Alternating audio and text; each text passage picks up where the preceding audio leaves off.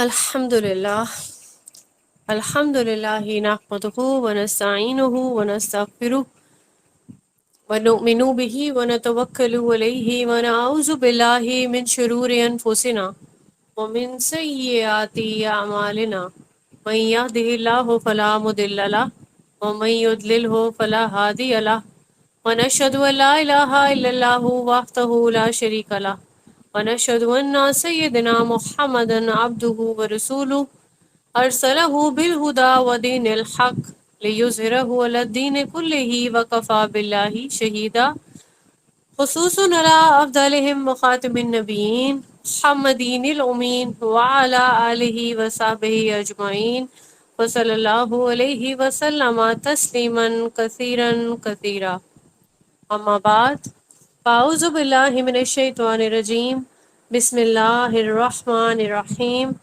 رب اشرح لی صدری ویسر لی امری واحلل عقدۃ من لسانی یفقہوا قولی۔ آج اللہ تعالیٰ کے اذن سے ہم جو ٹاپک سٹارٹ کرنے لگے ہیں وہ ہے رسولوں پر ایمان۔ یہاں پہ واضح رہے کہ ہم ایمان کے درجات کو پڑھ چکے ہیں، قرآن کریم کے بارے میں ہم نے دیکھا، رسولوں کے بارے میں ہم پڑھیں گے، ہم نے شرک کے معاملات کو دیکھا، کتابوں پر یقین کیسے رکھتے ہیں، ہمارے معاملات کیسے ہونے چاہیے اولیاء کے ساتھ، جنات اور شیاطین پہ ہم نے جو بھی ہمارے اعتقادات تھے وہ کلیئر کیے، ٹھیک ہے، فرشتوں پر ایمان کے بارے میں دیکھا۔ تو آج کا جو ہمارا ٹاپک ہے وہ رسولوں پر ایمان ہے، اس کے بعد انشاءاللہ ہم آخرت کے بارے میں دیکھیں گے۔ تو یہاں پہ ایمان کا جو ٹاپک ہے وہ ہمارا کمپلیٹ ہو جائے گا انشاءاللہ۔ اب یہاں پہ دیکھتے ہیں کہ رسول کون ہوتے ہیں۔ اب شریعت کی زبان میں ہی اگر دیکھیں تو رسول کی جو تعریف ہے وہ یہی ہے کہ رسول آدمی ہوتے ہیں، ٹھیک ہے۔ ہم نے پہلے بھی دیکھا کہ اللہ پاک نے رسولوں کو جب بھیجا تو آدمی کی ہی فارم میں بھیجا، اور اپنی مرضی سے اگر کوئی معجزات دیے تو وہ اللہ کی طرف سے تھا سبھی کچھ، اس میں انسان کا کوئی کمال نہیں تھا، کسی رسول کا کوئی کمال نہیں تھا۔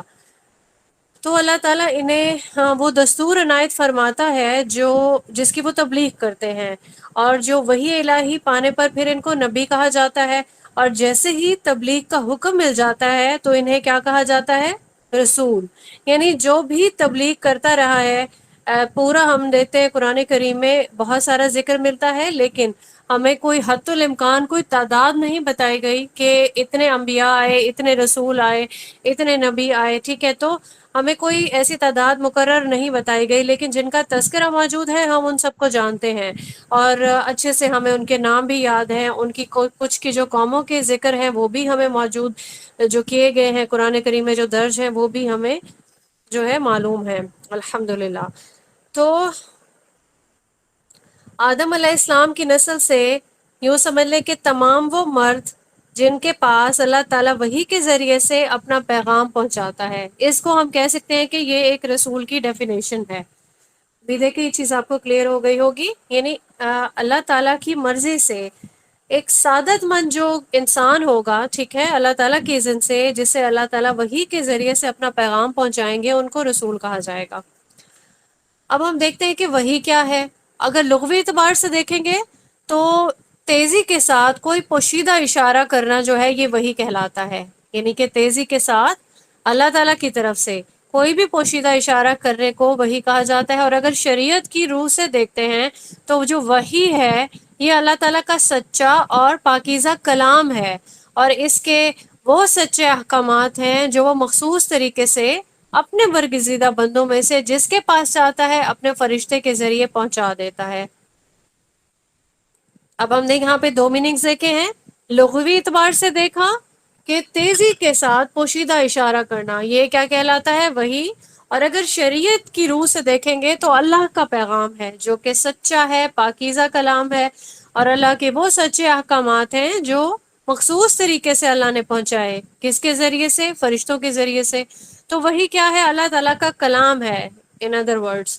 تو یہ کلام مختلف زمانوں میں نازل ہوتا رہا، اس میں تبدیلی ہوتی رہی اللہ کی مرضی سے، ٹھیک ہے۔ کبھی اللہ پاک نے کوئی حکم دیا، پھر اس کے بعد اللہ جس حکم کو چاہتا اس کو اس میں تحریف ہو گئی، لیکن اللہ کے اذن والی بات ہے یہاں پہ. تو وہی جو ہے وہ اپنی اصل حالت میں اگر ہم دیکھیں، یعنی کہ جسے ہم محفوظ ترین حالت کہہ سکتے ہیں، تو وہ قرآن کریم کی صورت میں ہمارے پاس موجود ہے. اس کی حفاظت کا ذمہ اللہ پاک کا خود کا ہے. اس میں کوئی تبدیلی، کوئی تحریف نہیں ہو سکی، نہ قیامت تک ہو سکے گی انشاءاللہ. تو اللہ تعالیٰ کا یہ جو کلام ہے، یہ تقریباً 23 برس کی مدت میں جو ہے رسول اللہ صلی اللہ علیہ وآلہ وسلم پر نازل ہوا ہے. 23 برس کی صورت میں وحی کے طور پہ ہی نازل ہوتا رہا ہے. سورہ نحل کی جو آیت ہے، آیت نمبر 2، اس میں ہم یہ چیز دیکھ سکتے ہیں.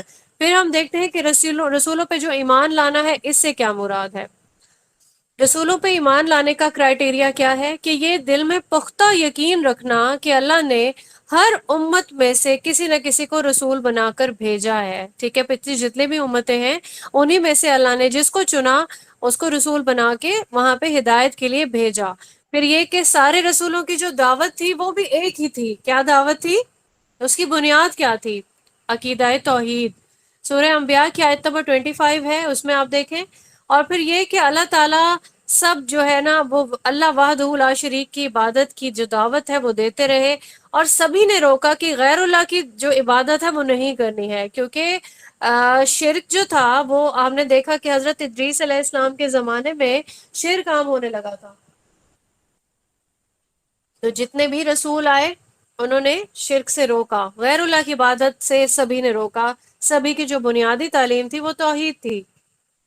سارے رسول سچے، سارے ہی رسول امانت دار تھے، سارے ہی متقی تھے، سبھی نے ہدایت کا راستہ دکھایا. پھر رسولوں نے اللہ تعالیٰ کے پیغامات کو امتوں میں ایز اٹ از پہنچایا. ایسا نہیں ہوا کہ انہوں نے اپنی طرف سے کچھ ایڈ کیا یا کچھ کمی کر لی، یا اللہ نے کوئی حکم جو ہے وہ اپنے بندوں تک پہنچانے کے لیے کہا اور انہوں نے کوئی تحریف کر دی یا کچھ چھپا لیا. ٹھیک ہے، سورہ نحل کی آیت نمبر 35 آپ کے ساتھ شیئر ہوگی، اسے دیکھیں. اور یہ کہ جتنے بھی رسول ہیں یہ صراط مستقیم پر چلنے والے تھے. اللہ تعالیٰ نے رسولوں میں سے بعض کو بعض پر فضیلت دی، بعض کے درجات بلند کیے. ہم القابات میں بھی دیکھتے ہیں نا کہ کلیم اللہ جو ہے کس کا لقب ہے، ٹھیک ہے، اور روح اللہ ہے.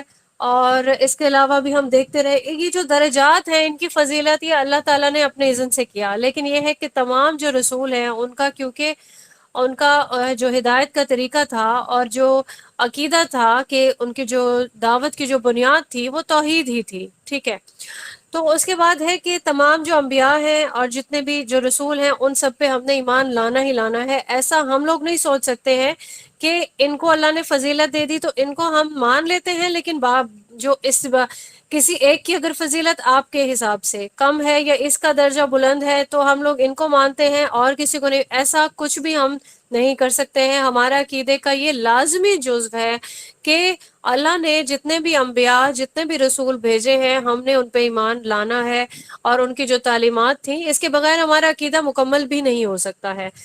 پھر ہے کہ انبیاء اور رسولوں میں سے کسی ایک کا بھی انکار کرنا سب کا ہی انکار کرنا ہے. سورہ نساء کی آیت دیکھ لیتے ہیں، آیت نمبر 150 اور 151. اللہ تعالیٰ نے تمام انبیاء اور رسولوں کو مبعوث کیوں فرمایا؟ اس لیے کہ انہیں دل سے ماننے، زبان سے اس کا اقرار کرنے کا اللہ پاک کی طرف سے ہمیں حکم ہے. ہم نے سورہ بقرہ کی آیت نمبر 285 میں یہ چیز دیکھی ہے. اب جہاں تک تعداد کی بات ہے تو تعداد جو ہے نہ تو یہ چیز قرآن کریم میں ملتی ہے کہ یہ حتمی اتنی ہی تعداد ہے، اور نہ ہی یہ چیز ہمیں احادیث سے ملتی ہے. ٹھیک ہے، کہ یہ ہے ایک اسپیسیفک جو تعداد ہے یہ اتنی ہے کہ دنیا میں کتنے جو ہے وہ رسول آئے. لیکن قرآن کریم میں ہمیں رسولوں کا جو تذکرہ ملتا ہے وہ 25 کی تعداد ہے. ٹھیک ہے، لیکن ایسا نہیں ہے کہ یہ صرف 25 ہیں، 25 سے بھی زیادہ ہیں. ٹھیک ہے، بہت زیادہ ہیں، لیکن حتمی جو تعداد ہے وہ اللہ کو معلوم ہے. اب اس میں ہم دیکھتے ہیں کہ قرآن کریم میں کون سے رسول ہیں جن کا تذکرہ ملتا ہے.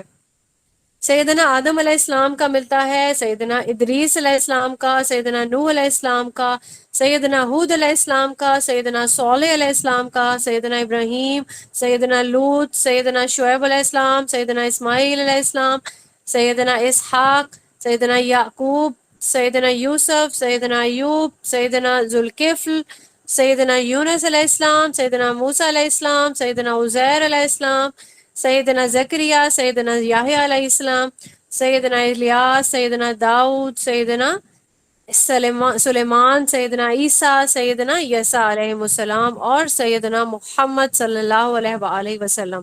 اب جو سب سے پہلے جو رسول ہیں وہ نوح علیہ السلام ہے، سورہ نساء میں ملتا ہے ہمیں آیت نمبر 163 میں۔ اور پھر یہ ہے کہ خاتم النبیین ہم سب جانتے ہیں کہ رسول اللہ صلی اللہ علیہ وآلہ وسلم ہے۔ اس کا بھی تذکرہ ہمیں قرآن کریم میں ملتا ہے، سورہ احزاب میں ہم دیکھ سکتے ہیں آیت نمبر 40 میں۔ پھر ہم یہ دیکھتے ہیں کہ دوسرے جو انبیاء ہیں ان کے مقابلے میں رسول اللہ صلی اللہ علیہ وآلہ وسلم کی کیا کیا خصوصیات ہیں۔ تو اگر آپ اس پہ بہت ساری جو ہے وہ لٹریچر دیکھنا چاہیں تو آپ کو بہت ملے گا، لیکن تین جو خصوصیات ہیں وہ ہمیں معلوم ہیں، اور ان کے ہمارے پاس ریفرنسز کے ساتھ ہم اس کو دیکھ لیتے ہیں۔ آپ صلی اللہ علیہ وآلہ وسلم خاتم النبیین ہیں، سورہ احزاب میں ابھی ہم نے دیکھا ہے آیت نمبر 40 میں۔ اس کے علاوہ ترمذی کی 2219 جو حدیث ہے وہ بھی اس میں بھی یہ تذکرہ ہے، اور بے شمار احادیث مزید بھی ہیں۔ بہرحال سیدنا محمد صلی اللہ علیہ وآلہ وسلم تمام انسانوں کے سردار ہیں۔ ترمذی کی حدیث ہے 3148۔ اور اس کے بعد یہ کہ رسول اللہ صلی اللہ علیہ وآلہ وسلم کو تمام جنوں پر اور انسانوں پر جو ہے اللہ پاک کی طرف سے یہ مبعوث فرمائے گئے تھے۔ سورہ اعراف کی آیت نمبر 158 میں یہ چیز جو ہے وہ موجود ہے۔ تو ہمارا ایمان کیا ہوگا؟ ہمارا ایمان یہی ہوگا، اور پختہ ایمان اور یقین ہوگا کہ اللہ تعالیٰ نے ہر امت میں سے کسی نہ کسی کو رسول بنا کر بھیجا۔ سبھی کی بنیادی تعلیم توحید ہی تھی، اور سب نے ہی غیر اللہ کی عبادت سے روکا۔ اور یہ ہم نے دیکھا کہ ہم نے تمام انبیاء اور رسولوں پر ایمان لانا ہے، کسی ایک کا بھی انکار کرنا ہم نہیں کر سکتے ہیں، ٹھیک ہے؟ تو دل سے ماننا بھی ہے، زبان سے بھی اقرار کرنا ہے، اور ہمارے لیے یہ حکم بھی ہے کہ ہم نے اس پہ عمل کرنا ہے۔ اب ہم دیکھ لیتے ہیں آخرت پر ایمان۔ آخرت پر جو ایمان ہے وہ بھی ہمارے ایمان کا حصہ ہے، اس کے بغیر ہمارا ایمان مکمل نہیں ہو سکتا ہے۔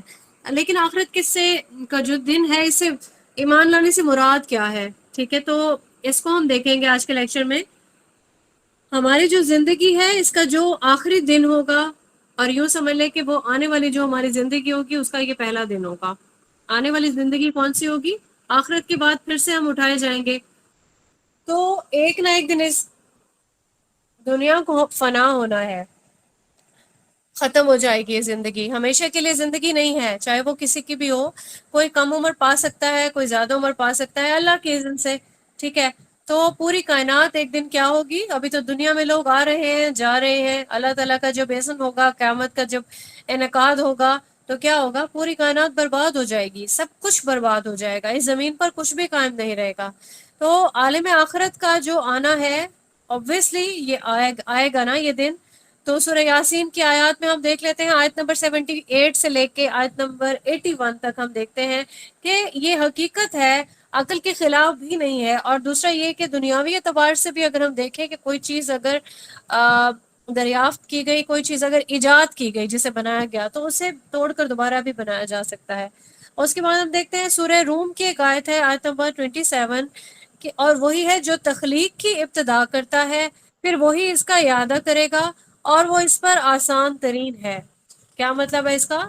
اللہ کے لیے یہ تمام چیزیں مشکل نہیں ہیں، آپ لوگوں کی سوچ نہیں سوچ سکتی، میری سوچ نہیں پہنچ سکتی، سائنسدانوں کی سوچ نہیں پہنچ سکتی، وہ بھی صرف جو چیزیں ان کے سامنے ہیں واضح ہیں، ٹھیک ہے؟ لیکن ابتدا کہاں سے ہو رہی ہے، انیشیٹو کہاں سے لیا جا رہا ہے، کون لے رہا ہے، وہاں تک پہنچنے کی نہ وہ جستجو رکھتے ہیں، بلکہ اس کو کیا کرتے ہیں؟ فیکٹس کے ساتھ جوڑتے رہتے ہیں۔ یہ جو ہے یہ سرکمسٹانسز ہوں گے اس لیے یہ کام ہو گیا، ٹھیک ہے؟ تو اللہ تعالیٰ کی جو یوں سمجھ لیں کہ اللہ کی طرف سے جو ساری یہ کائنات کی جو تخلیق ہے اور اس کے جو سسٹم ہے، ٹھیک ہے، وہاں تک تو وہ پہنچ جاتے ہیں، لیکن بنانے والے تک نہیں پہنچ سکتے ہیں۔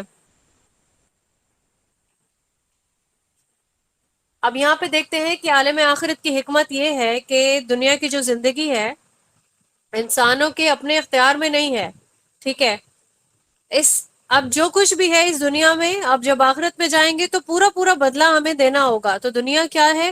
ٹوٹلی ایک ہی سینٹینس میں اگر ہم کہیں کہ دنیا عمل کی جگہ ہے اور آخرت کیا جگہ ہے؟ بدلے کی جگہ ہے۔ سورہ آل عمران میں آتا ہے ہر جاندار کو موت کو چکھنے والا ہے ہر جاندار، اور یقیناً تم قیامت کے دن ہی اپنے پورے اجر دیے جاؤ گے، چنانچہ جو آگ سے بچا لیا گیا اور جنت میں داخل کر دیا گیا تو وہ کامیاب ہو گیا، اور دنیا کی زندگی تو دھوکے کے سامان کے سوا کچھ بھی نہیں ہے۔ لاسٹ لیکچر میں بھی ہم نے یہی دیکھا تھا کہ دنیا کی جو زندگی ہے ٹیمپریری ہے اور دھوکا ہے، تو اس کو اتنی ہی امپورٹنس دینی چاہیے جتنی کہ ہمیں آخرت کو اتنی امپورٹنس ہم نہیں دیتے ہیں، تو آخرت کی امپورٹنس کہیں زیادہ ہے، زیادہ پرسنٹیج جو ہے وہ آخرت کی ہے۔ تو دنیا میں جتنا ہمیں حکم ملا بس اس کے اکارڈنگ ہم نے اپنی زندگی بسر کرنی ہے، اس کے علاوہ اور کچھ بھی نہیں ہے۔ اب یہاں پہ ایک اور چیز ہم دیکھتے ہیں کہ دنیا میں جو ہے پیدا اللہ تعالیٰ نے کیا، لوگوں کو بھیجا، سبھی کی زندگی گزارنے کا پیٹرن ایک نہیں ہے۔ کبھی اگر ہم اپنی نظر سے دیکھیں تو کچھ لوگوں کے پاس بہت زیادہ ہمیں نعمتیں نظر آتی ہیں، اس کے مقابلے میں دوسرے لوگ جو ہیں ان کو ہمیں بہت سارے لوگ مفلس نظر آتے ہیں، ٹھیک ہے۔ صحت کا کرائٹیریا بھی ڈفرینٹ ہے، کوئی بالکل ہی اس کو کچھ بھی ایسے برے معاملات پیش نہیں آتے، جبکہ کچھ کے پاس بہت بیماری ہوتی ہے اور وہ اس بیماری سے لڑتے لڑتے لڑتے لڑتے ایون وہ جیسے کہتے ہیں کہ بہت تھکاوٹ کا اس کے لیے باعث بنتی ہے یہ چیز۔ کسی کے پاس عزت بہت زیادہ ہے، کسی کے پاس دولت بہت زیادہ ہے، کوئی مظلوم ہے، کسی پہ بہت ظلم ہوا، ٹھیک ہے، تو کوئی نیک نامی اس کو زیادہ مل گئی، کسی کو بدنامی بہت زیادہ مل گئی۔ ایون یہ کہ اللہ کی طرف سے یہ جو اللہ کی جو تقسیم ہے یہ برابر نہیں ہے، ٹھیک ہے۔ تو ایسا کیسے ہو سکتا ہے کہ اگر ڈیتھ ہو جائے اور پھر اس کے بعد یہ معاملہ ختم ہو جائے؟ تو اللہ تعالیٰ کی جو یہ ایک حکمت ہے کہ دنیا میں کوئی کیسی بھی زندگی گزارے گا اسے آخرت پہ اس کو کمپنسیشن ملے گی۔ کبھی کہا جاتا ہے نا، آپ کو احادیث میں ملتی ہے یہ چیز کہ جو بھی آپ دعائیں کرتے ہیں تو دل میں یہ آپ کے دل میں نہیں ہونا چاہیے کہ آپ کی دعا قبول نہیں ہوئی، یا یہاں پہ میرے ساتھ یہ والی نعمت مجھے اگر مل جاتی تو زیادہ بہتر ہو جاتا، میرے معاملات میں زیادہ بہتری آ جاتی اگر یوں ہو جاتا، ٹھیک ہے۔ تو یہ ساری چیزیں ہیں۔ اللہ تعالیٰ کبھی جب آپ کو آخرت میں انشاءاللہ ہم سبھی کو اٹھائیں گے تو ہماری بہت ساری ایسی دعائیں ہوں گی جو دنیا میں قبول نہیں ہوئی ہوں گی، ہمیں اس کی صورت میں بہت سارا اجر مل جائے گا۔ مطلب کمپنسیشنز پہ اگر ہم اپنا پورا بلیو رکھیں گے تو انشاءاللہ اللہ تعالیٰ کی طرف سے ہماری ایک چھوٹی نیکی ہو سکتا ہے وہ کتنوں سے ملٹیپلائی کر کے اللہ پاک ہمارے سامنے وہ رکھ دیں، اور ہمیں وہاں پہ اگر کمپنسیشن ملے گی تو وہ چیز جو ہے وہ ہمارے بہت زیادہ کام آنے والی ہے۔ تو یہاں پہ ہم دیکھتے ہیں کہ سورۃ تغابن کی آیت نمبر 7 بھی آپ سے شیئر ہوگی کہ اللہ تعالیٰ نے آخرت کے جو برپا ہونے کا جو اعلان ہے وہ کس لیے ہے؟ اب جب موت ہو جائے گی تو سبھی کو دوبارہ اٹھایا جائے گا، اور وہیں پہ یہ ساری چیزیں جو فیصلے ہیں یہ ہوں گے، یعنی کہ اللہ کی رحمت ہوگی، اور جتنے بھی معاملات ہوں گے وہ عدل اور انصاف والے ہوں گے۔ آگے ہم دیکھتے ہیں کہ یوم آخرت پر جو ایمان لانا ہے وہ کیا ہے۔ ابھی یہاں پہ ایک چیز میں بتاؤں کہ جتنی بھی چیزیں اللہ تعالیٰ کی طرف سے ہمیں کلیئر کر دی گئی ہیں، کیا چیزیں کہ قیامت کب آئے گی کسی کو معلوم نہیں ہے، ٹھیک ہے۔ ایک یہ غیب میں سے یہ ایک علم ہے، اس کی خبر اللہ تعالیٰ نے کسی کو دی نہیں، تو اس طرح کے کوشچنس کرنے سے بھی پرہیز کرنا چاہیے، گریز کرنا چاہیے۔ اور دوسرا یہ کہ جتنا علم ایک اللہ تعالیٰ نے دے دیا، کچھ احادیث میں ہے چیزیں، کچھ قرآن کریم میں موجود ہیں، تو اس پہ ہی اکتفا کرنا ہے، اپنا عقیدہ مضبوط رکھنا ہے، اس سے آگے جو ہے جو ایک باؤنڈری لائن ہے اس کو کراس کرنے کی کوئی بھی کوشش نہیں کرے گا، ٹھیک ہو گیا۔ تو اس کو ہم دیکھتے ہیں کہ یوم آخرت پر جو ایمان لانا ہے، موت کے بعد ہمارے ساتھ کیا معاملات پیش ہوں گے، تو جتنی چیزیں ہمیں قرآن کریم میں بتا دی ہم وہ دیکھیں گے، اور قبر میں کیا معاملات ہوں گے جتنی چیزیں ہمیں احادیث سے معلوم ہو گئی ہم اس پہ اکتفا کریں گے انشاءاللہ مبارک و تعالی۔ تو ابھی یہ کیا ہے، ہم سبھی جانتے ہیں سور پھونکا جائے گا اور قیامت آئے گی، اس کے بعد رب کے سامنے حاضری ہوگی، اعمال نامے ہمیں دیے جائیں گے، ٹھیک ہے۔ ایک جسے کہتے ہیں پل صراط ہوگا، میزان قائم ہوگا، حوض کوثر کا ذکر ہم نے دیکھا، پھر آپ صلی اللہ علیہ وآلہ وسلم کی طرف سے شفاعت کن لوگوں کے لیے ہوگی؟ شفاعت حقہ پہ ہم لوگوں کا بلیو ہے نا، ٹھیک ہے، باطلہ نہیں، شفاعت حقہ۔ اور پھر اس کے بعد ہم دیکھیں گے کہ مومنوں میں کون سے لوگ ہوں گے جنت میں چلے جائیں گے، کافر ہیں ان کے ساتھ کیا معاملات ہوں گے، اور پھر یہ ہے کہ جہنم جو ہے اس میں سزائیں ہیں اور یہ سب چیزیں۔ تو جتنی بھی چیزیں اللہ کی طرف سے ہمیں تعلیم کر دی گئی ہیں ان سب پہ ہم ایمان لائیں گے کہ واقعتاً یہ سارے معاملات ہوں گے۔ تو ہم میں سے کچھ جو ینگ جنریشن میں خاص طور پر دیکھتے ہیں کہ مجھے بہت افسوس کے ساتھ کہنا پڑ رہا ہے کہ لطیفے بنے ہوئے ہیں کہ پل صراط پر جانے لگیں گے، رکو میں تمہارا ہاتھ پکڑ کے گزروا دوں گا، نہیں میں بہت اچھے سے کراس کر لوں گا، میری پریکٹس ہے۔ تو یہ چیزیں مذاق اڑانے والی نہیں ہیں، ٹھیک ہے۔ یہ ان چیزوں پر ہمیں ایمان ہونا چاہیے کہ یہ اللہ کی طرف سے یہ ساری چیزیں ہمیں فیس کرنی ہے کل کو۔ تو یہ جو جتنے بھی ایسے جوکس ہوتے ہیں اس کو کبھی بھی پرموٹ نہیں کیا کرے، نہ ہی ان چیزوں کو ہنسی میں اڑانا چاہیے، ان پر ہمیں ایمان لانا ہے۔ اور یہ ہے کہ اس دنیا میں فنا ہو جانے کی اللہ تعالیٰ نے جتنی خبریں دے دی ہیں اور جتنی علامتیں بیان کر دی ہیں، ہمیں غور و فکر بھی کرنا چاہیے اور دل سے تصدیق بھی کرنی چاہیے۔ سم ٹائمز ہم دیکھ رہے ہوتے ہیں نا کہ قیامت کی نشانیوں میں کوئی آرٹیکل پڑھا، ہم دیکھ رہے ہوتے ہیں کہ اس میں سے بہت ساری چیزیں واقعتاً وقوع پذیر ہو رہی ہیں کہ ایک واقعی قیامت آنے والی ہے، کیونکہ اب جو ہے والدین کا اس طرح سے جو ہے ادب اور احترام نہیں رہا ہے۔ ایسے ہم والدین سے لڑ رہے ہوتے ہیں جیسے کہ انسان بالکل اپنے لیول کے جو انسان ہیں ان سے کوئی ایسے جرا کر رہا ہوتا ہے، ٹھیک ہے؟ تو والدین کا ادب نہیں ہو رہا، ہر گھر میں سے گانوں کی آوازیں آ رہی ہوتی ہیں، ٹھیک ہے؟ اور یہ کہ مساجد کے قریب بھی لوگ ان چیزوں سے گریز نہیں کرتے، جن کے گھر مساجد کے قریب ہیں، بہت ادب اور احترام والے اب جو ہے مقام ہے، ان کے پاس بھی لوگوں نے یہ گانے بجانا جو ہے یہ سٹارٹ کیا ہوتا ہے، اور مسجد میں اس ٹائم نماز کا ایون ٹائم ہوتا ہے، کسی چیز کا کوئی لحاظ نہیں ہے۔ تو یہ ساری چیزیں دیکھتے دیکھتے ہم سوچتے ہیں نا، تو جتنی چیزیں ہمیں معلوم ہے کہ قیامت وقوع پذیر ہونے سے پہلے یہ سارے معاملات ہو جائیں گے، تو ہمارا ان سب چیزوں پہ پورا جو ہے یقین ہونا چاہیے اور دل سے ہم ان چیزوں کی تصدیق بھی کرتے ہیں۔ پھر یہ ہے کہ عالم آخرت میں ان خبروں کو بھی درست جو ہے، جتنی بھی عالم آخرت کی جو خبریں ہیں ان کو بھی ہم درست تسلیم کریں گے، کہ جن میں اللہ تعالیٰ نے دوسری دنیا کی جو ابدی زندگی ہے وہ زندگی کبھی ختم نہیں ہوگی، وہاں پہ نعمتیں ہوں گی، ہمارے لیے راحتیں ہوں گی، ٹھیک ہے؟ ہم سزا اور عذاب کے بارے میں بھی ہمیں معلوم ہونا چاہیے، اس کی بھی کیا مصلحت ہے، تاکہ ہم اپنی دنیا کے جو اعمال ہیں اس کو بہتر کریں، ٹھیک ہے؟ ہم اس کو اگنور نہیں کرتے رہیں، ہمیں مر کر اٹھایا جائے گا، ہم جب مریں گے اللہ پاک کی طرف سے ایک دن ہمیں اٹھایا جانا ہے، اور وہ دن کس لیے ہوگا؟ تاکہ ہم جتنا بھی ہم نے جو کچھ اعمال کیا اس سب کا حساب جو ہے وہ دے سکیں۔ اگر یہ عقیدہ نہیں ہوگا تو دنیا میں پھر ہم جانور جیسی زندگی ہی گزاریں گے۔ تو آخرت پر ایمان لانا کیا ہے؟ واجب ہے۔ ہم نے دیکھا کہ اسلام کے جو 6 رکن ہیں ان میں سے ایک یہ رکن ہے، اور یہ ہمارے عقائد ایسے ہیں کہ ایک پر بھی ایمان نہیں اگر کوئی لایا تو پھر ایمان ہمارا مکمل نہیں ہوتا ہے۔ سورہ بقرہ کی آیت ہے، آیت نمبر 177، اس میں آپ دیکھیں کہ یہ ساری چیزیں، اس کے علاوہ ہم نے ایمان اسلام پہ اور احسان پہ جو ہے بہت سارا ایسا ٹاسک کیے ہیں، اور بہت بار آپ کے ساتھ شیئر ہوئی ہے تاکہ وہ چیز آپ کو ازبر رہے۔ اسلام میں اور ایمان میں فرق کیا ہے، ایمان کے اسلام کے پلرز کون سے ہیں، ایمان کے کون کون سے جو ہے وہ پیرامیٹرز ہیں، سب پہ ہمیں ایمان لانا ہے۔ اور پھر یہ کہ آخرت پر ایمان کے عقیدے کو قرآن مجید کی وجہ سے ہی وہی درجہ دیا گیا ہے جو اللہ تعالیٰ پر ایمان کے عقیدے کو حاصل ہے۔ یہ چیز ہم دیکھتے ہیں سورہ طلاق کی آیت نمبر 2 میں بھی ہے، اس کے علاوہ سورہ حج میں ہے 6-7، سورہ بقرہ میں 64 جو ہے آیت اس میں ہے، لیکن آپ کے ساتھ ایک ہی آیت شیئر کی جائے گی۔ پھر یہ ہے کہ فلاح اور کامیابی کن لوگوں کے لیے ہے؟ کامیابی کون چاہ رہا ہوتا ہے؟ آخرت پر جو ایمان رکھے گا وہ اپنی زندگی بھی ویسے ہی گزارے گا نا، تاکہ اس کو کامیابی ملے۔ سورہ بقرہ کی آیت نمبر 4 اور 5 میں یہ چیز بیان کی گئی ہے۔ پھر یہ ہے کہ آخرت پر ایمان لانے والوں کو اتباع رسول کی توفیق نصیب ہوتی ہے، سورہ احزاب میں دیکھتے ہیں آیت نمبر 21۔ اور پھر یہ کہ آخرت پر ایمان لانے سے اخلاق کی درستگی اور انسان کی روح کی پاکیزگی کا اور اصلاح کا دار و مدار ہے، سورہ معارج میں دیکھتے ہیں ہم آیت نمبر 22 سے لے کے 35 میں بہت ساری ایسی آیات ہیں، اس میں آپ دیکھ سکتے ہیں۔ اب یہاں پہ ہم دیکھ لیتے ہیں قیامت میں آنا کب ہے، ٹھیک ہے؟ تو پھر سے وہی بات ہے، یہ علم اللہ تعالیٰ نے کسی کو دیا نہیں ہے۔ صحیح بخاری کی حدیث ہے، حدیث نمبر 50 ہے یہ، اس میں یہ چیز بیان کی گئی ہے کہ قیامت کا جو علم اللہ تعالیٰ کے پاس ہے بس وہی ہے، اور جو ہمیں کچھ جو علم دے دیا گیا کہ نشانیاں کچھ بتا دی گئیں وہ ہم دیکھ لیتے ہیں آج کے لیکچر میں، ٹھیک ہے؟ تو غیبی علم ہے، زیادہ اس کی ڈیپتھ میں نہیں جا سکتے ہم۔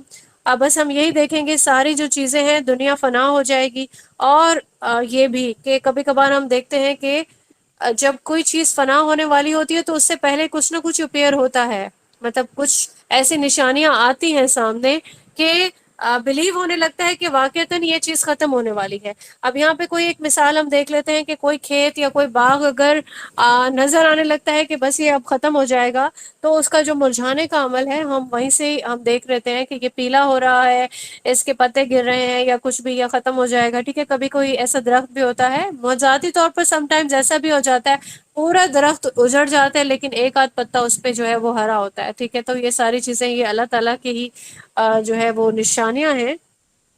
انسانوں کا اگر ہم دیکھیں یا جانوروں کا دیکھیں تو موت کا دن مقرر ہے. ایسا نہیں ہے کہ صرف بوڑھے ہو کے مرنا ہے، ٹھیک ہے، یہ تو صرف ایک نشانی ہے نا کہ کوئی بوڑھا ہو رہا ہے، بیمار پڑ گیا، کوئی بستر پر ہے اور پھر اس کا کوئی علاج ممکن نہیں ہے، تو ایسا فیل ہونے لگتا ہے کہ مرنے والا ہے. لیکن ایسا ہے کہ یہ نشانی بھی ہر جگہ اپلائی نہیں ہو سکتی. مرنے سے پہلے کچھ لوگوں کی نیچرل ڈیتھ نہیں ہوتی ہے، ایکسیڈینٹل ہوتی ہے، ٹھیک ہے. جانوروں کا بھی سیم اسی طریقے سے ہے. تو یہ ساری چیزیں کائنات کا حصہ ہیں. بہرحال فنا ہر ایک چیز نے ہونا ہے. اب یہاں پہ ہم دیکھتے ہیں صحیح مسلم کی ایک حدیث ہے 7285. اس میں نا 10 نشانیاں بیان کی گئی ہیں. آپ کے ساتھ یہ شیئر ہوگی. 10 نشانیاں کون کون سی ہیں کہ جب تک یہ 10 علامات نہیں دیکھ لیں گے تو قیامت اس وقت تک وقوع پذیر نہیں ہوگی. اب یہ کون کون سی 10 علامات ہیں؟ ایک تو ہے کہ یہ دھواں چھا جائے گا، دجال کا جو ہے وہ آنا، اور دعوت الارض ہے. آپ کو اس کے بارے میں قرآن کریم میں بھی ملتا ہے نا تذکرہ کہ ایک بہت بڑا ایک جاندار ہوگا، واللہ عالم کیسا ہوگا، اس کا بھی ظہور ہونا ہے، ٹھیک ہے. سورج جو ہے وہ مغرب سے طلوع ہوگا، اور پھر یہ کہ سیدنا عیسیٰ جو بن مریم ہے وہ بھی آئیں گے کہ کچھ ٹائم تک ان کی حکومت جو ہے وہ اللہ تعالیٰ جتنا ٹائم اللہ تعالیٰ کی طرف سے مقرر کردہ ہوگا. یاجوج اور ماجوج کا تذکرہ ملتا ہے، ٹھیک ہے. پھر اور یہ ہے کہ 3 جگہوں کے دھنسنے، اور ایک دھسنا مشرق میں، ایک مغرب میں، ٹھیک ہے. جزیرۃ العرب میں ہونے والے جو ہے ایک معاملات ہے کہ یمن سے آگ نکلنے کا ایک ذکر ہے. اسی طرح کی اور بہت ساری نشانیاں ہیں اس حدیث میں، آپ دیکھ لیں. اس کے علاوہ صحیح مسلم کی ایک حدیث ہے 7403، اس میں دیکھیں سورہ قمر میں ہم نے دیکھا ہے کہ قمر جو ہے اس کا شک ہونا، ٹھیک ہے. تو اس کا بھی معاملہ ہے. اب یہ معاملہ واللہ عالم، یہ قیامت کی نشانیوں میں بھی یہ چیز دوبارہ سے وقوع پذیر ہوگی. اور صحیح مسلم کی ایک حدیث ہے 7272، جس میں دریائے فرات سے سونے کا ایک پہاڑ نکلے گا. اور یہ بھی بہت پیاری حدیث ہے. آپ دیکھیں کہ قیامت کا جو قریب ہوگا، قیامت کا ٹائم، اور دریائے فرات سے سونے کا ایک پہاڑ نکل آئے گا. اب کیا ہوگا؟ اس کو دیکھنے کے بعد لوگ ایک دوسرے کو قتل کرنے لگیں گے. اور یہاں پہ دیکھتے ہیں کہ 99 آدمی جو ہے اسی طرح سے قتل کر دیے جائیں گے. اور ہر ایک کو کیا لالچ ہوگی کہ یہ خزانہ میرے قبضے میں رہ جائے گا. یعنی سبھی یہ سمجھیں گے شاید میں بچ جاؤں گا اور یہ سب کچھ میرا ہو جائے گا. پھر ایک نشانی ہے کہ درندے جو ہیں وہ انسانوں سے گفتگو کرنے لگیں گے، ٹھیک ہے. یہ ایک بہت بڑی یہ نشانی ہے کہ آدمی سے اس کے کوڑے کا کنارہ گفتگو کرنے لگے، اس کے جوتے کا تسمہ گفتگو کرنے لگے، اس کی ران اور اس طرح کی چیزیں. یہ بہت جو ہے امپورٹنٹ ہے یہ چیز سمجھنا بھی. اور پھر اس کے بعد جو ہے ایک اور نشانی آتی ہے کہ جنگیں ہونے لگیں گی، ٹھیک ہے. تو صحیح مسلم کی ایک حدیث ہے 7312. اب یہ جو جنگیں ہیں اس کے بارے میں ہم دیکھ لیتے ہیں کہ کس طرح کی یہ جنگیں ہوں گی. ایک جو جنگ ہے اس کے بارے میں ہم جانتے ہیں پہلے تو جتنی ہوئی ہے، ایک اور بھی جو جنگ ہے وہ وقوع پذیر ہونی ہے، اور وہ جسے کہتے ہیں جنگ عظیم ہوگی، بہت بڑی جنگ، ٹھیک ہے. اس کے علاوہ بھی جنگیں ہیں، اس پہ اس کا ذکر جو تذکرہ ہے اس کے اکارڈنگ تو یہ ہے کہ جنگیں ہوگی. اور پھر امام مہدی ہیں، ان کی ایک پوری جس طرح سے کہتے ہیں ایک ٹیم ہوگی جو حزب اللہ کے طور پہ لیڈ کرے گی، ٹھیک ہے. پوری ایک ٹیم ہوگی ان کی. اچھا، امام مہدی کا ظہور جو ہے وہ ہمیں حدیث سے ملتا ہے. سنن ابی داؤد کی ایک حدیث ہے 4285، اس میں آپ دیکھیں. اور پھر دجال کا جو ہے وہ خروج ہوگا، ہمیں یہ چیز بھی معلوم ہے. اور دجال کے پاس اللہ تعالیٰ نے اس کو بہت سارا جو ہے اتھارٹی دی بھی ہوگی. آپ یہ بھی دیکھیں کہ یہ بھی ایمان کا ایک ٹیسٹ ہوگا کہ انسان دیکھ رہا ہوگا کہ یہ تو بہت زیادہ جسے کہتے ہیں کہ اس کے پاس تو بہت زیادہ اتھارٹی ہے، لیکن اس پہ اس کی جو نشانیاں ہیں دجال کی، اس کے اکارڈنگ اس پہ ایمان نہیں لائے گا کوئی بھی مومن، اس کو پہچان جائے گا. حضرت عیسیٰ علیہ السلام کی نزول کی بات ہے. حضرت عیسیٰ علیہ السلام کا نزول ہوگا. صحیح مسلم کی حدیث ہے 7278، اس میں آپ دیکھ سکتے ہیں کہ یہ بھی ایک لینتھی حدیث ہے، اس میں آپ دیکھ لیں گے. اور یہ بہت ساری ایسی نشانیاں ہیں جو اس میں بیان کی گئی ہیں. تو آپ اس کو آپ ڈیٹیل حدیث ہے، اس کو آپ خود دیکھیں گے انشاءاللہ.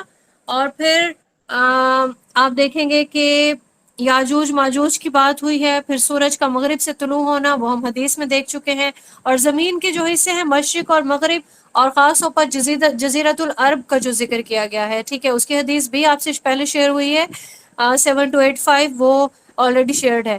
پھر دعوت الارض کا الگ سے بھی ذکر ہے، ٹھیک ہو گیا، وہ ہے 7383 حدیث ہے، اس میں ایک جانور کی طرح کا، مطلب اللہ عالم کیسا جانور ہوگا اس کا ظہور بھی ہونا ہے، پاکیزہ ہوا چلے گی، اور سب سے امپورٹنٹ چیز جو ہے، ہمیں بہت محبت ہے بیت اللہ سے، اللہ تعالیٰ سے جیسی محبت ہے تو بیت اللہ سے بھی ہم ویسے ہی محبت رکھتے ہیں، تو مکہ میں ویران ہو جائے گا مکہ، صحیح مسلم کی حدیث ہے 7305، اور اس کو پڑھنے سے دل لرزہ سا طاری ہو جاتا ہے کہ خانہ کعبہ کو گرا دیا جائے گا، اور یہ چیز حدیث میں موجود ہے، اور گرانے والا جو ہوگا وہ چھوٹی چھوٹی پنڈلیوں والا کوئی حبشہ کا کوئی انسان ہوگا، اور وہ یہ جو ہے یہ ایک عمل جو ہے اس کی طرف سے پرفارم کیا جائے گا۔ پھر ہے کہ جو حجاز ہے اس سے آگ کا جو نکلنا ہے وہ جاری ہو جائے گا، بخاری کی ایک حدیث ہے 7118، اس میں اس چیز کو آپ دیکھ سکتے ہیں، اور یہ سب جو نشانیاں ہیں قیامت کے آنے سے پہلے یہ تمام نشانیاں پوری ہوں گی، پھر اس کے بعد ہے آگے آنے والا جو عمل ہے، پھر کیا ہوگا، اللہ تعالیٰ سیدنا اسرافیل کو سور پھونکنے کا حکم دیں گے، اس کی آواز اتنی ہولناک ہوگی کہ ہر چیز لرز اٹھے گی۔ ہمیں جو قیامت کا جو یہ سارا سین ہے، سورہ قاریہ ہم نے جو 20 صورتیں آخری دیکھی تھیں ان میں یہ چیزیں موجود تھیں، انشاءاللہ آگے بھی ہم دیکھیں گے، جیسے یہ والا سیشن انشاءاللہ ہمارا کمپلیٹ ہوگا پورا قرآن کی تفسیر کا، تو ہم آگے گریجولی یہ چیزیں ہم دیکھتے جائیں گے ڈیٹیل سے۔ سورہ قاریہ کی آیت ہے آیت نمبر 1 سے 5، کہ آسمان جو ہے یہ کیسا، سور پھونکنے کا جو عمل ہے وہ کیسا ہوگا۔ پھر اس کے علاوہ سورہ زلزال ہے، اس کے آیت نمبر 1 میں الانفطار میں آئے گا، سورہ تکویر میں آئے گا، سورہ واقعہ میں آئے گا، یہ تمام جو معاملات ہیں ان میں بیان کیا گیا ہے کہ آسمان پھٹ جائے گا، تارے جھڑ جائیں گے، ہر چیز اپنا وجود کھو دے گی، اب کیا ہوگا، سمندر پھاڑ دیے جائیں گے، اور قبروں کے منہ جو ہیں وہ کھول دیے جائیں گے، ٹھیک ہے، تو یہ ساری چیزیں تبھی وقوع پذیر ہوں گی۔ اب یہ ہے کہ ہم سب کا ایمان ہونا چاہیے کہ یہ جتنے بھی غیبی امور ہیں، جتنی بھی یہ چیزیں ہیں، یہ ساری جو ہے یہ وقوع پذیر ہوں گی، اور قرآن و حدیث میں ان سب کے تذکرے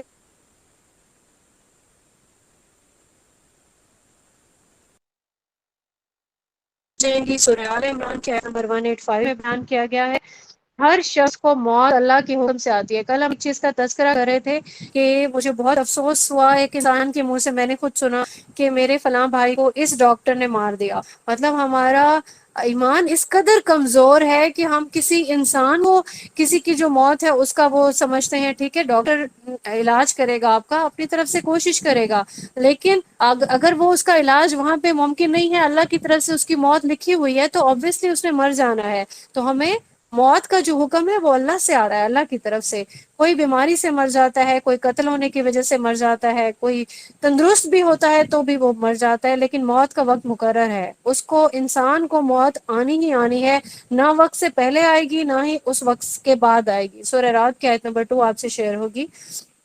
اور پھر یہ کہ موت کے لیے اللہ تعالیٰ کے فرشتے مقرر ہیں، ٹھیک ہے، اور یہ مالک الموت ہے جو جانوں کو قبض کرتا ہے۔ کوئی انسان کتنی کوشش کرتا رہے، دعا کرے، کچھ بھی کرے، چھپ جائے کسی قلعے میں، کسی زمین میں چلا جائے، آسمان میں، کسی سمندر میں کہیں چھپ جائے، لیکن جب اس کی موت کا وقت آئے گا تو وہ ایک گھڑی بھی نہ آگے کر سکتا ہے نہ وہ پیچھے کر سکتا ہے۔ سورہ اعراف کی آیت نمبر ہے آیت نمبر 34۔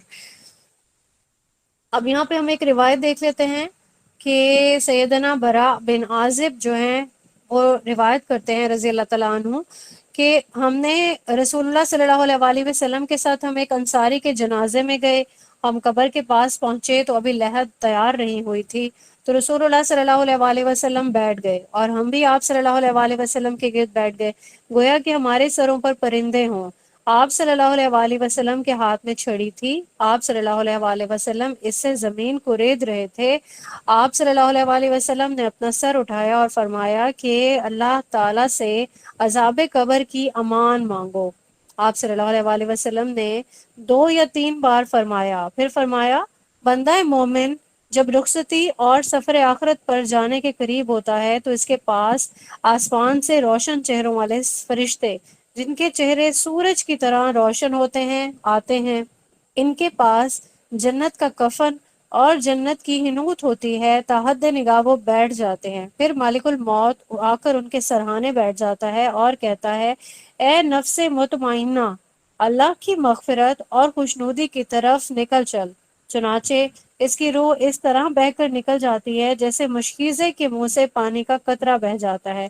مالک الموت اسے پکڑ لیتا ہے اور دوسرے فرشتے پلک جھپکنے کی مقدار میں اس کی روح کو ملک الموت کے ہاتھ میں نہیں رہنے دیتے، بلکہ اسے لے کر کفن میں لپیٹ کر اس پر اپنی لائی ہوئی نوت مل دیتے ہیں۔ اس کے جسم سے ایسی خوشبو آتی ہے جیسے مشک کا ایک خوشگوار جھونکا جو زمین پر محسوس ہو سکے۔ پھر فرشتے اس روح کو لے کر اوپر چڑھ جاتے ہیں، اور فرشتوں کے جس گروہ پر بھی ان کا گزر ہوتا ہے وہ گروہ پوچھتا ہے کہ یہ پاکیزہ روح کون ہے؟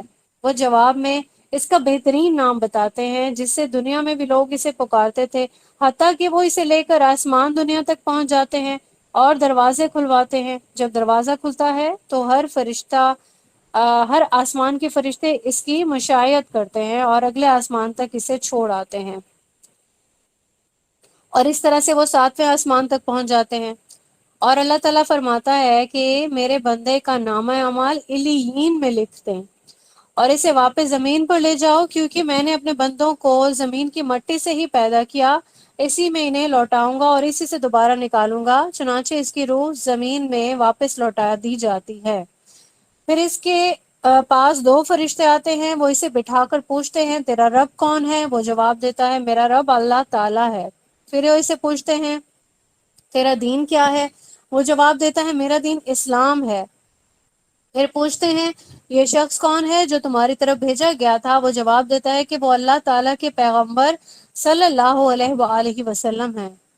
وہ اسے پوچھتے ہیں، تیرا علم کیا ہے؟ وہ جواب دیتا ہے، میں نے اللہ تعالیٰ کی کتاب پڑھی، اس پر ایمان لایا اور اس کی تصدیق کی۔ اس پر آسمان سے ایک منادی پکارتا ہے کہ میرے بندے نے سچ کہا، اس کے لیے جنت کا بستر بچھا دو، اسے جنت کا لباس پہنا دو اور اس کے لیے جنت کا ایک دروازہ کھول دو۔ چنانچہ اسے جنت کی ہوائیں اور خوشبوئیں آتی رہتی ہیں اور تحت نگاہ اس کی قبر وسیع کر دی جاتی ہے۔ اس کے پاس ایک خوبصورت چہرے، خوبصورت لباس اور انتہائی عمدہ خوشبو والا ایک آدمی آتا ہے اور کہتا ہے، تمہیں خوشخبری مبارک ہو، یہ وہی دن ہے جس کا تم سے وعدہ کیا جاتا تھا۔ وہ اسے پوچھتا ہے، تم کون ہو کہ تمہارا چہرہ ہی خیر کا پتہ دیتا ہے؟ وہ کہتا ہے، میں تمہارا نیک عمل ہوں۔ سبحان اللہ۔ اس پر وہ کہتا ہے، پروردگار قیامت ابھی قائم کر دے تاکہ میں اپنے اہل خانہ اور مال میں واپس لوٹ جاؤں۔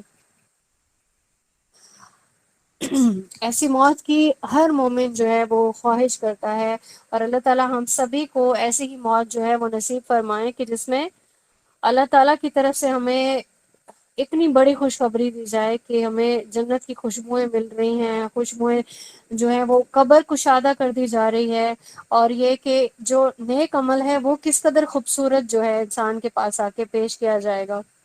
اس کے بعد ایک کافر جو ہے وہ دنیا سے رخصتی جب پائے گا اور سفر آخرت پر جانے کے قریب ہوگا تو اس کے پاس آسمان سے سیاہ چہروں والے فرشتے اتریں گے، ان کے پاس ٹاٹ ہوں گے، وہ تحت نگاہ وہ بیٹھ جاتے ہیں۔ پھر ملک الموت آ کر ان کے سرہانے بیٹھ جاتا ہے اور اس سے کہتا ہے، اے نفس خبیثہ، اللہ تعالیٰ کی ناراضگی اور غصے کی طرف چل۔ یہ سن کر اس کی روح جسم میں دوڑنے لگتی ہے اور ملک الموت اسے جسم سے ایسے کھینچتا ہے جیسے گیلی اون سے سیخ کھینچی جاتی ہے اور اسے پکڑ لیتا ہے، اور فرشتے ایک پلک جھپکنے کی مقدار بھی اسے اس کے ہاتھ نہیں چھوڑتے اور اسے ٹاٹ میں لپیٹ دیتے ہیں، اور اس سے مردار جیسی بدبو آتی ہے اور ایسا ناخوشگوار اور بدبودار جھونکا آتا ہے۔ پھر وہ اسے لے کر اوپر چڑھتے ہیں، اور فرشتوں کے جس گروہ کے پاس اسے ان کا گزر ہوتا ہے وہی گروہ کہتا ہے، یہ کیسی خبیث روح ہے، اور اس کا دنیا میں لیا جانے والا بدترین نام بتاتے ہیں، یہاں تک کہ وہ آسمان دنیا میں پہنچ جاتے ہیں، دروازے کھلواتے ہیں لیکن دروازہ نہیں کھولا جاتا۔ پھر نبی صلی اللہ علیہ وآلہ وسلم نے یہ آیت تلاوت فرمائی ان کے لیے آسمان کے دروازے کھولے جائیں اور نہ وہ جنت میں داخل ہوں گے، تو وقت یہ کہ اونٹ سوئی کے ناکے میں داخل ہو جائے۔ اور اللہ تعالیٰ فرماتے ہیں کہ ان کا نامہ اعمال سجین میں سب سے نچلی زمین میں لکھ دیں۔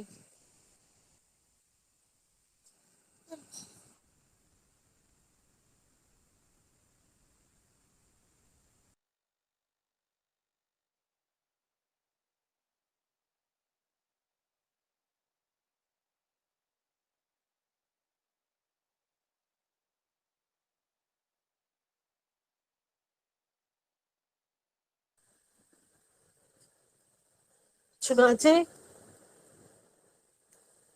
اس کی روح کو پھینک دیا جاتا ہے۔